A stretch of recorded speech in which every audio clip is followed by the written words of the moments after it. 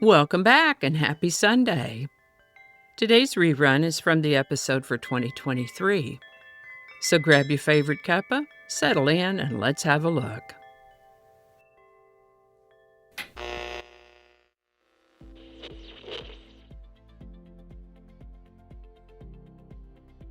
Hi there, and welcome to this day in history for July 27th. July 27th is the 208th day of the year in the Gregorian calendar, 209th in leap years, with 157 days remaining to the end of the year. Today's word is mimesis. Mimesis, simply put, is a noun that means imitation or mimicry, such as a representation or imitation of the real world in art and literature. Interestingly, mimesis can also refer to the deliberate imitation of the behavior of one group of people by another group, and in this respect can be a factor in social change.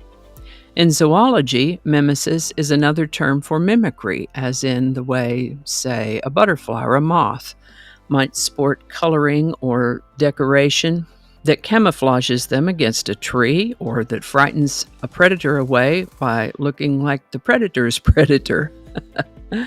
The word mimesis comes ultimately from Greek. First known use of the word mimesis is around 1586. Mimesis. The word mimesis was suggested by one of my viewers, and if you have a word you'd like to suggest for Word of the Day, pop it in the comments and we'll take a look at it. And with that, the Navigation Acts, or Acts of Trade and Navigation, were a long series of English laws that sought to regulate shipping, trade, and commerce between other countries and with its own colonies. On July 27, 1663, the English Parliament passed a second of those acts, and this one required that all goods going to the American colonies must be sent in English ships from English ports. They were looking to rein in the market. Couldn't be letting those colonists get whatever they wanted from wherever they wanted. Aside from sheer control, losing control of the supply chain would mean missing out on sales and taxes.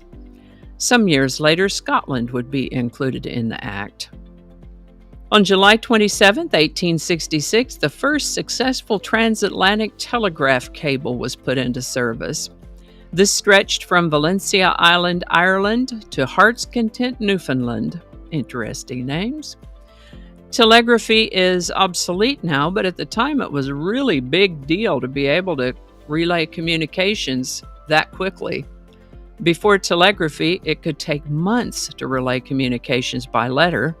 Of course, the ocean, with all that salt water and currents, was really hard on those cables, and they were always having to try to repair or replace them. But this was the day of the first successful telegraph cable put into service.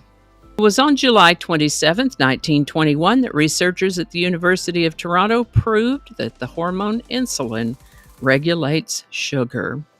This is the birthday of a fellow named Gary Gygax, born July 27, 1938.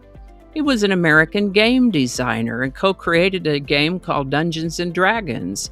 This is a fantasy tabletop role-playing game that has developed a huge following. Mr. Gygax passed away in 2008 at the age of 69, Gary Gygax. This is the birthday of Roberta Lee Streeter, born July 27, 1942. We know her better, though, as Bobbie Gentry. She was one of the first female artists to compose and produce her own material and charted 11 singles on the Billboard Hot 100. Best known for her song Ode to Billie Joe, which I heard in my mind just as soon as I saw her name. Ms. Gentry is currently retired from the music biz. And in honor of Bobbie Gentry's birthday, let's talk about Ode to Billie Joe. Released in July of 1967, it hit number 1 on the Billboard Hot 100 on August 26th of that year, beginning the first of 4 weeks in that number 1 position. Later chosen as the title track of her debut album, the song is a story as told from the point of view of a girl who was connected to Billie Joe and portrays most effectively her family's indifference to what happened to Billie Joe. In the intervening 55 years, fans and listeners have wondered what Billy Joe and the narrator were throwing off that bridge. Ode to Billy Joe by Bobbie Gentry. Link in the description. Today's quote is by co-creator of Dungeons & Dragons, Gary Gygax, who said, "Games give you a chance to excel, and if you're playing in good company, you don't even mind if you lose because you had the enjoyment of the company during the course of the game." Gary Gygax. All righty, y'all, take care. Be good to each other. I'll see you next time. And I think that's going to do it for us today. Thank you so much for watching. Consider subscribing if you haven't already. Feel free to share this video with a link in your email, messaging, or social media. If you enjoy this series, you can check out the playlists in the description. You can find me on BitChute, Facebook, Odyssey, Rumble, YouTube, and X, as well as on a blog page called No Really. No Really. No Really. Consider following my Day in History page on Facebook if you're on Facebook. I also have a Patreon account now, or you can buy me a coffee. All those links are in the description. Alrighty, that's all I can think of right now. Thanks again, and I'll see you next time.